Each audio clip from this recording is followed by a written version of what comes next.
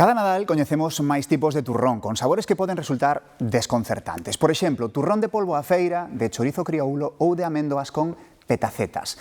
Pero iso non quere dicir que os clásicos estean perdendo folgos, nin moito menos. Pasa un Nadal, e pasa outro, e o turrón segue sorprendendo. Cada ano vamos a máis vendendo turrón.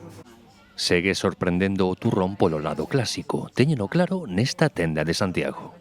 Aquí en esta tenda o que máis vendemos é o turrón que ven en tableta de medio kilo, que é unha peza sola, un pouco é a añoranza de anos atrás, cando se compraba aquel turrón grueso.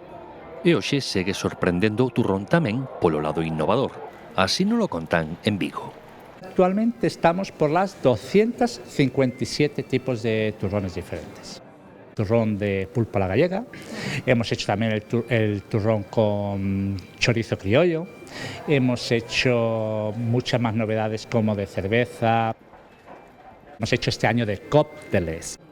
Joiba es un turrón nuevo que hemos hecho, es un formato individual que se come como si fuese un bombón.